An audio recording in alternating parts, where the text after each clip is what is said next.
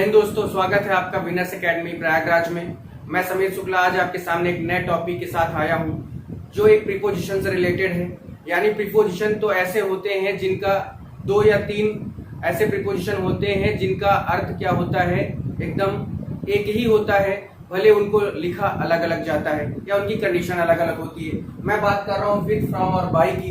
तीनों का जो मतलब होता है वो होता है से और के द्वारा, लेकिन इन तीनों के यूज करने की कंडीशन अलग अलग होगी। आज मैं उसी कंडीशन के बारे में बात करूंगा जिससे आगे चल के कभी भी आपके साथ ये प्रॉब्लम ना हो कि मुझे ये नहीं समझ में आया या मैं इसको पढ़ लिया होता तो मुझे ये प्रॉब्लम ना होती। तो आज के बाद से, आज की डेट से आपको वो प्रॉब्लम नहीं होगी, ये मेरा आपसे वादा है। तो बने रहिए अंतिम तक, इस वीडियो को देखिए जिससे आपकी सारी कंफ्यूजन दूर हो जाए, क्योंकि विद और फ्रॉम और बाय तीनों का अर्थ से या के द्वारा होता है और अक्सर हम इस चीज में थोड़ा सा कंफ्यूज हो जाते हैं, परेशान हो जाते हैं। तो आते हैं, सबसे पहला हम लोग का टॉपिक है जिसका नाम है विद। विद का अर्थ देखते हैं, विद का मतलब देखते हैं, किस कंडीशन में विद का प्रयोग से या के द्वारा के अर्थ में प्रयोग किया जाता है। तो विद का मतलब जो होता है वो होता है से या के द्वारा का अर्थ प्रकट करता है। अब यहाँ पर कंडीशन ये है कि आखिर वो है क्या, कैसे वो पता चलेगा से या के द्वारा। तो आपको इसकी एक मात्र ट्रिक बता देता हूं जिससे आपको कभी प्रॉब्लम नहीं होगी। तो याद रखिए कि जब कोई कार्य किया गया हो लेकिन उसमें क्या यूज किया गया हो, उसमें इंस्ट्रूमेंट का यूज किया गया हो, यानी औजार या हथियार या किसी टूल का प्रयोग किया गया हो। औजार या हथियार या जिसको जो भी एक यंत्र है, औजार या यंत्र की बात कर दूं तो जब भी कोई काम इंस्ट्रूमेंट या टूल के द्वारा किया जाएगा, जब भी कोई काम इंस्ट्रूमेंट या टूल के द्वारा किया जाएगा तो वहां पर हम क्या यूज करते हैं, से या के द्वारा के अर्थ में भी यही कंडीशन होगी। बात जहां पर मैं आपको बता चुका हूं कि इंस्ट्रूमेंट और टूल के सहायता से कोई कार्य किया जाएगा तो उसके लिए हम विद का प्रयोग करेंगे। जैसे एक सेंटेंस मैं आपको देता हूं, देखिए उस सेंटेंस को। जैसे ही कट्स मैंगो। अब यहाँ पर उसने आम को काटा और कैसे काटा, तो विथ, यानी उसने आम को काटा विथ किसके सहारे काटा या किसके द्वारा काटा, तो वहां पर आप लिख सकते हैं नाइफ। अब यहाँ पर देखिए विथ आपका क्या है, एक क्लियर प्रीपोजिशन आपके सामने आया, यानी आम को काटा गया या आम काटा गया तो किसकी सहायता से काटा गया, किसके द्वारा काटा गया या किससे काटा गया, तो वो है नाइफ। तो नाइफ एक क्या है, इंस्ट्रूमेंट है जिसके द्वारा क्या किया गया, आम को काटा गया। तो क्योंकि नाइफ एक यंत्र है, एक औजार है, हथियार है, इससे पहले हमने क्या यूज किया, विद का प्रयोग कर दिया। एक सेंटेंस और देखते हैं और क्लियर हो जाएगा। जैसे ही किल्ड हिम, ठीक है, ही किल्ड हिम लिखा मैंने, उसने उसे मारा, और फिर उसके बाद मैं लिख दूं विथ, और फिर उसके बाद लिख दिया जाए गन। उसने उसे मारा, यानी उसने उसे गन से मारा, बंदूक से मारा, तो उससे के अर्थ में विद का प्रयोग हुआ। और गन क्या है, एक यंत्र है, एक औजार है, एक हथियार है। एक सेंटेंस और देख लेते हैं। जैसे सेंटेंस आएगा कि ही राइट्स अ लेटर, ठीक है, वह पत्र लिखता है। अब आपको सामने लिखना है कि किससे लिखता है, यानी वो एक टूल है, पेन जो है वो एक टूल है, इंस्ट्रूमेंट की तरह यूज होगा। तो विद पेन का प्रयोग आप कर सकते हैं, विद पेन का यूज कर सकते हैं, यानी विद का प्रयोग क्यों हुआ, अब आपको समझ में आ गया होगा कि विद यहाँ पर यंत्र या टूल के सेंस में आ रहा है। और क्योंकि पेन, गन, नाइफ ये सब क्या है, एक यंत्र है, औजार है, हथियार है, तो इसी तरह से इसका यूज करना है। एक बात मैं आपको बता देता हूं कि पेन के साथ तो विथ लगता है, पेन के साथ विथ लगता है, लेकिन आपको एक बहुत बड़ी चीज बताने जा रहा हूं, ध्यान देना उसको, ठीक है। बहुत यूनिक चीज है क्योंकि बहुत सारे लोग इसमें कंफ्यूज होते हैं। लोगों को लगता है कि जब हमने पेन के साथ विथ का प्रयोग किया तो बात आती है कि पेंसिल के साथ क्या यूज करते हैं, पेंसिल के साथ हम क्या यूज कर सकते हैं। तो बात हमेशा याद रखिए कि पेंसिल एक अनकाउंटेबल नाउन के रूप में माना जाता है, पेंसिल एक अनकाउंटेबल के रूप में माना जाता है, और इस वजह से इसके साथ हम विद का प्रयोग नहीं करते, ना तो ए आर्टिकल का प्रयोग करते हैं। तो पेंसिल के साथ हम करते क्या है, तो आप जान लीजिए कि पेंसिल के साथ हमेशा इनका प्रयोग किया जाता है। पेंसिल के साथ हमेशा इनका प्रयोग किया जाता है। आप सेंटेंस जैसे देख लीजिए कि he writes a letter with, अगर आप लगाते हैं विथ पेंसिल करते हैं तो ये गलत हो जाएगा। आपको करना क्या है कि ही राइट्स अ लेटर और फिर आपको लिखना है इन होगा भैया, ठीक है, इन होगा इन पेंसिल। तो थोड़ा सा ये एक आप अपवाद की तरह इसको ले सकते हैं या जैसे भी इसको आप समझ सकते हैं। बस याद रखिए कि और सभी यंत्र, टूल, औजार, हथियार, इंस्ट्रूमेंट के साथ विद का प्रयोग करते हैं, लेकिन इन हमेशा पेंसिल के साथ आता है या पेंसिल के साथ हमेशा हम इनका प्रयोग करते हैं, ये याद रखिए। तो आई होप कि आपको समझ में आ गया होगा। अगर आप इसका स्क्रीनशॉट लेना चाहते हैं तो ले लीजिए, इससे मैं आगे बढ़ जाऊं, ठीक है। अगला हम लोग का है फ्रॉम, जो कि विद का मतलब विद से होता है या के द्वारा होता है, और फ्रॉम का मतलब या फ्रॉम की मीनिंग भी क्या होती है, तो वो होती है से। फ्रॉम मीन्स क्या होता है, से या के द्वारा, ठीक है।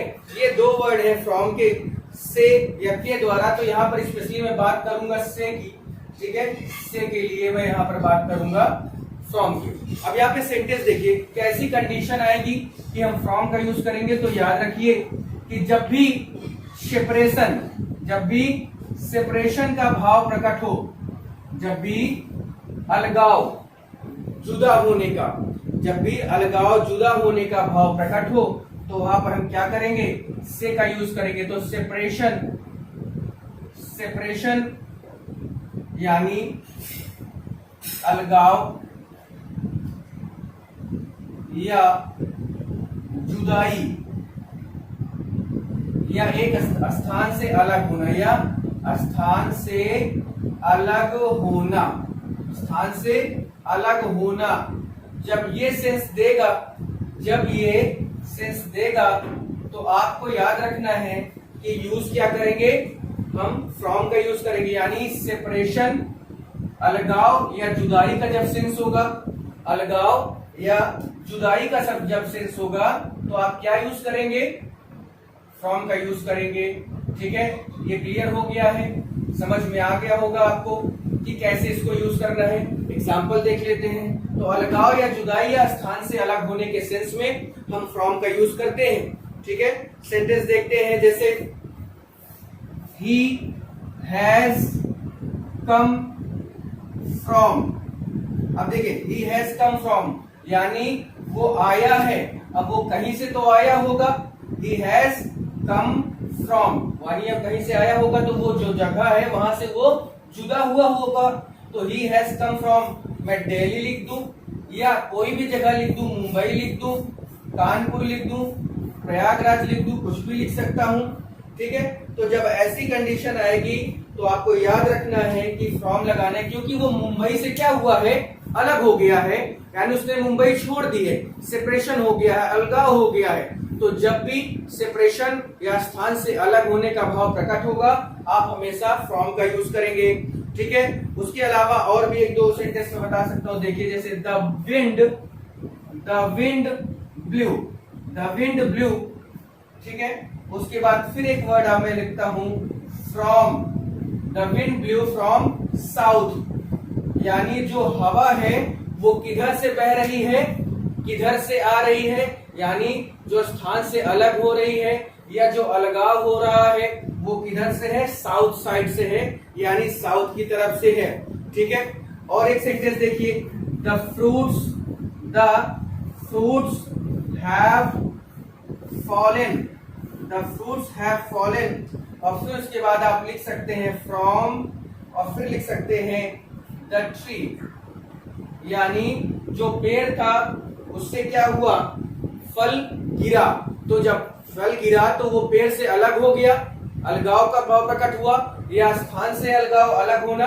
तो जो पेड़ पर अभी जो फल लटका हुआ था वो जब गिरा तो वो पेड़ से अलग हो गया, नीचे गिर गया। तो इसी को कहते हैं अलगाव या जुदाई या स्थान से अलग होना। ये आप कंडीशन याद रखिए। इसी तरह से सेंटेंस अक्सर परेशान करते हैं हम लोग को, और हम लोग परेशान होते भी हैं क्योंकि हमें सही से चीजें पता नहीं होती। एक सेंटेंस और आप देखिए जिससे और क्लियर हो जाएगा। नेक्स्ट है कि get out from my room, यानी मेरे रूम से क्या हो जाओ, भाग जाओ, हट जाओ या चले जाओ। तो मेरे रूम से क्या होने की बात हो रही है, स्थान से अलग होने की बात हो रही है, अलगाव होने की बात हो रही है, जुदाई की बात हो रही है। खैर अलगाव जुदाई ये सब क्या है, सेंस होते हैं, ये सब सेंस होते हैं, लेकिन स्थान से अलग होने का एक अच्छा सा क्लियर सेंस आपको मिल रहा होगा। तो जब भी ये कंडीशन आएगी आपको पता ही है कि करना क्या है। क्लियर हो गया होगा कि जब भी विथ का प्रयोग करेंगे वो किसी इंस्ट्रूमेंट या टूल का सेंस दे रहा होगा। जब हम फ्रॉम का यूज करेंगे तो एक दूसरे जगह से बिछड़ने का या अलगाव होने का, जुदाई होने का, स्थान से अलग होने का सेंस दे रहा होगा। ठीक है, तो वो 4-5 आप उसमें भी मैंने आपको एग्जांपल बताए, इसमें भी बताए। आगे बढ़ते हैं, आप इसको चाहे तो स्क्रीनशॉट ले सकते हैं। आगे बढ़ा जाए, आगे बढ़ने में ये दिखेगा बाई का प्रयोग करते हैं।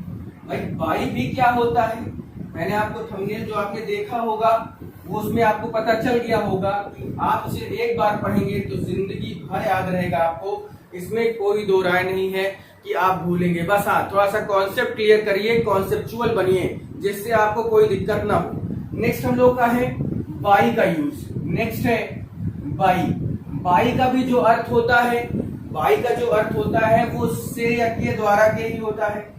बाई का जो अर्थ होता है वो से या के द्वारा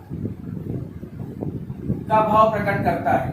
लेकिन इसकी जो ट्रिक है वो कैसी होगी कि यहाँ पर बात हम लोग ट्रैवल की करते हैं। किसकी करते हैं, ट्रैवल, यानी यात्रा की करेंगे। किसी चीज से कोई यात्रा कर रहा है, किसी चीज के द्वारा कोई यात्रा कर रहा है, तो वो क्या हो जाएगा, वो हमेशा ट्रैवल का सेंस देगा। तो याद रखिए इस चीज को कि जब भी ट्रैवल यानी यात्रा की बात हो और वो आप किसी साधन का प्रयोग कर रहे हैं तो वहां पर क्या होगा, बाई का यूज होगा। ठीक है, तो यहाँ पे और क्लियर लिख देता हूं जिससे आपको और समझ में आ जाए। ट्रैवल, ठीक है, ट्रैवल की बात होगी। अब बात आती है कि इस पे कैसे क्या कंडीशन है। तो पहला आप सेंटेंस देखिए जिससे आपको क्लियर हो जाएगा। तो आप एक चीज समझ गए कि बाई का यूज भी से या के द्वारा के अर्थ में होता है, और किसका अर्थ देगा, लगभग या मोस्ट ऑफ द सेंटेंस या मोस्ट ऑफ द पॉसिबिलिटी क्या होती है, वो यात्रा के लिए ही होती है। यानी ट्रैवल की जब बात करते हैं तभी हम बाई का यूज करते हैं से या के द्वारा के अर्थ में। अब देखिए सेंटेंस जैसे he goes to college, he goes to college। अब देखिए वो स्कूल जाता है, जिस साधन से जाएगा बाई। अब बाई लगाने के बाद वो चाहे जिस साधन से जाए, चाहे टैक्सी से जाए, चाहे तो कार से जाए, चाहे तो ट्रेन से जाए, वो उसकी इच्छा है, चाहे जिससे जाए। तो जब भी ये कंडीशन है आप हमेशा बाई का, क्योंकि वो यात्रा करता है या टैक्सी के द्वारा या टैक्सी से, कार के द्वारा या कार से, ट्रेन के द्वारा या ट्रेन से कहा जाता है, वो कॉलेज जाता है। तो वो यात्रा करने का ही सेंस दे रहा है। तो जब ये कंडीशन आएगी तो आपको ऐसे ही करना है। एक सेंटेंस और देखिए जिससे और आपको क्लियर हो जाए कि एग्जैक्ट बात यहां पर मैं कहना क्या चाहता हूं।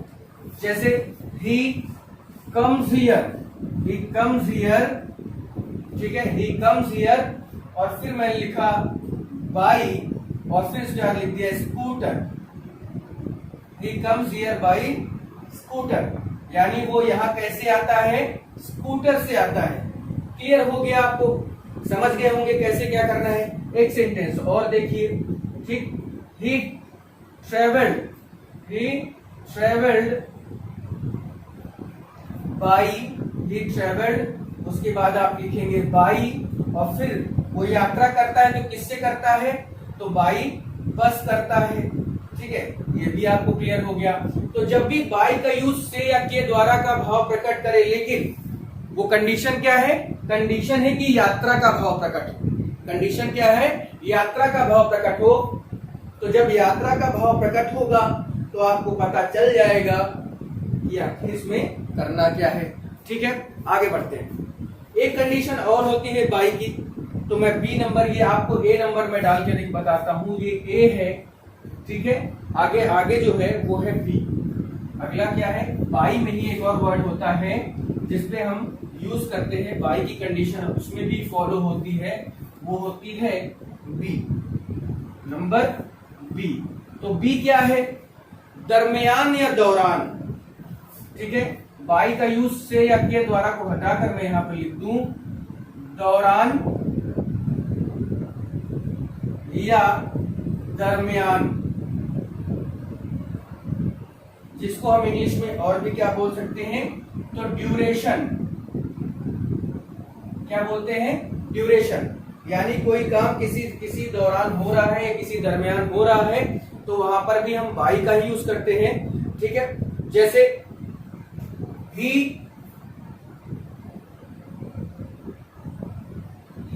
traveled,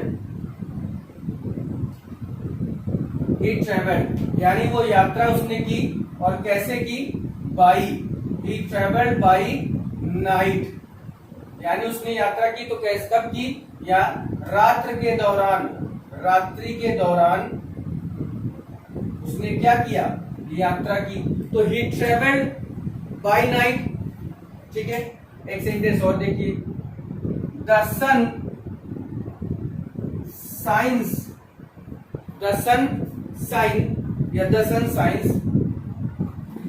बाय डे, यानी सूर्य क्या है? दिन के दौरान चमकता है या निकलता है। ठीक है, दिन के दौरान चमकता है या निकलता है। अब आप देखिए, ये भी सही है, ये भी सही है, और दरमियान और दौरान दोनों शब्द आ रहे हैं। ठीक है, एक और सेंटेंस देख लीजिए, ही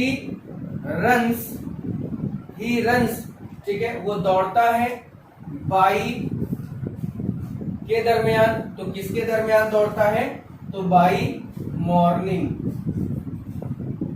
ठीक, अब आपको क्लियर हो गया होगा कि किन किन कंडीशन में हम क्या क्या वर्ड यूज करते हैं। ठीक है, तो इस पे आप बने रहिए। देखिए, प्रॉब्लम ये होती है कि अक्सर ये सब चीजों को हम फेस करते हैं अपने एग्जाम में। 4 ऑप्शन आता है तब हमें प्रॉब्लम होती है। विद, बाई और फ्रॉम आया, और एक आ गया नन ऑफ दीज, एनओटी जिसको बोलते हैं, नन ऑफ दीज आ गया। अब कंडीशन ये होती है कि चारों का मतलब से होता है या के द्वारा होता है। प्रॉब्लम हमारे सामने ये होती है कि इसको हम फाइंड आउट कैसे करें, किससे का बाई का यूज कहाँ करते हैं, फ्रॉम का यूज कहाँ करते हैं, विद का यूज कहाँ करते हैं। और इन्हीं प्रॉब्लम्स के कारण, इन्हीं कंफ्यूजन के कारण हम एक गलत ऑप्शन चुन लेते हैं, जिससे हमारा नंबर कट जाता है। और I have told you many times, बहुत बार मैंने आपको बताया है कि कंपटीशन में या जो आपकी नौकरी वाले एग्जाम्स होते हैं उनमें 0.25, 0.5, 0.10 ऐसे वो सिलेक्शन रुकता है। तो मैं नहीं चाहता कि आप इस दौर से गुजरे कि आपका जो सिलेक्शन है वो 0.25 या 0.15 या 0.10 या 0.5 से रुके। मैं नहीं चाहता। तो इस वजह से, क्योंकि अगर आप भी नहीं चाहते, then you have to study all these things. आपको ये सारी चीजें पढ़नी पड़ेगी, याद रखनी पड़ेगी, जिससे कभी भी क्वेश्चन पुट अप किया जाए, then you can recall your whatever you have studied। जो भी आपने पढ़ा वो आपको रिकॉल हो जाएगा, और आप उसको तुरंत एक सही ऑप्शन चुन के आप अपना काम कर लेंगे। ठीक है, तो इसी कारण से आपने कल का जो टॉपिक देखा होगा वो भी बहुत अच्छा था। उसमें मैंने आपको 3-4 चीजें बताई थी। कल के टॉपिक को आपने देखा होगा, आई होप कि आपने देखा, और उसको ना देखा हो तो एक बार देखिएगा, क्योंकि वो भी क्या था, एक प्रीपोजिशन से ही संबंधित था। प्रीपोजिशन उसमें भी था, प्रीपोजिशन इसमें भी है, बस फर्क क्या है दोनों में यूज करने का। और मैं आपको इसी तरह के वीडियो देता रहूंगा, जिससे आपकी जो नॉर्मल, ये सब माइनर्स मिस्टेक हैं, ये सब नॉर्मल चीजें हैं जो ईच एंड एवरी क्लास या हर कंप्यूटर को ये सब जानना चाहिए। अगर वो नहीं जान पाता है तो उसके लिए बहुत प्रॉब्लम होती है, और वो सही आंसर कभी भी टिक नहीं कर पाता। तो मैं चाहता हूं कि आप ऐसा ना करें, आप हमेशा सही करें और आप हमेशा अपने जीवन में आगे बढ़ें। तो इसी शुभकामना के साथ मैं आपको सीधे सीधे कहता हूं कि इस वीडियो को पूरा देखिएगा, जिससे आपकी कोई भी कंफ्यूजन बाकी ना रहे, सारी कंफ्यूजन क्लियर हो जाए। तो अगर आपको ये वीडियो पसंद आएगा तो मुझे कमेंट करके जरूर बताइए और प्लीज पूरा वीडियो देखिए, जिससे आपको सारी चीजें क्लियर हो जाए। और इसी तरह के वीडियो के लिए मैं एक चीज और कहूंगा कि आप चैनल को सब्सक्राइब कर दें, लाइक करें, शेयर करें, और जिससे अगर आपको पहले इसका वीडियो इस नोटिफिकेशन पाना है तो बेल आइकन को भी प्रेस करें, जिससे आपको पहले ही सबसे पहले वो वीडियो मिले और आप उसका पूरा का पूरा जो पार्ट है वो देखें और अपने कंफ्यूजन को क्लियर करें। तो बने रहें with Sameer Shukla, winners academy Prayagraj. Like करें, शेयर करें, सब्सक्राइब करें। जय हिंद, जय भारत।